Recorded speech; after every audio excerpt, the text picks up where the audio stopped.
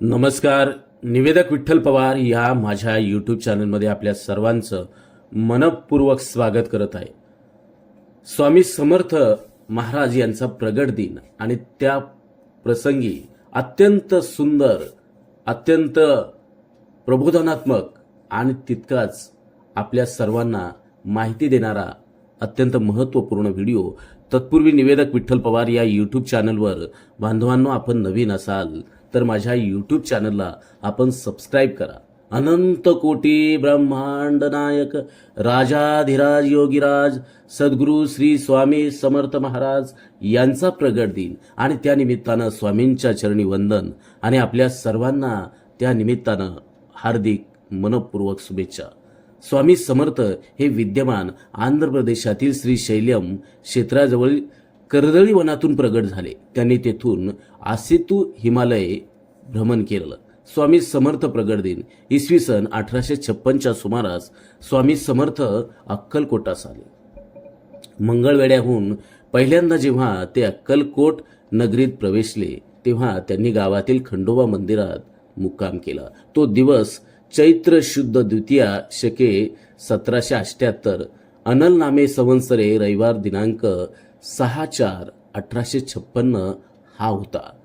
मग स्वामी समर्थ प्रगट दिनाचं महत्त्व. स्वामी समर्थ प्रगट दिन हा भक्तांसाठी विशेष श्रद्धेचा आणि भक्तिभावाचा दिवस आहे. अक्कलकोट स्वामी समर्थ हे दत्त संप्रदायातील प्रसिद्ध संत असून त्यांना भगवान दत्तात्रयांचा अवतार मानलं जातं. त्यांच्या कृपेनं आणि आशीर्वादानं असंख्य भक्तांचे जीवन सुख समाधानानं भरलेलं आहे. स्वामी समर्थ प्रगट दिन का साजरा केला जातो तर स्वामी समर्थ हे सिद्ध योगी होते आणि त्यांनी भारतभर भ्रमण करून असंख्य भक्तांना जीवनातील अडचणींवर मात करण्यासाठी आध्यात्मिक मार्गदर्शन दिले. अखेर अक्कलकोट, सोलापूर, महाराष्ट्र येथे त्यांनी आपली समाधी घेतली. असं मानलं जातं की या दिवशी ते प्रगट झाले आणि आपल्या भक्तांवर कृपा करण्यास त्यांनी सुरुवात केली. मग या स्वामी समर्थ प्रगट दिनाचं महत्त्व. स्वामींच्या लीलांची आठवण. या दिवशी स्वामी समर्थ यांच्या चमत्कारिक लीलांचं स्मरण केलं जातं आणि त्यांचा भक्तांवर असलेला आशीर्वाद हा मान्य केला जातो. स्वामी समर्थ हे भक्तांना सदोदित आशीर्वाद देत असतात. 2. निष्काम भक्ती आणि साधना.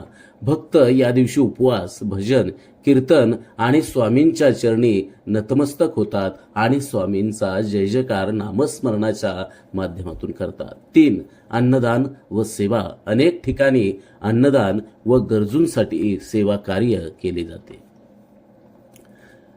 स्वामी समर्थांच्या या गुरुभक्तीचा संदेश.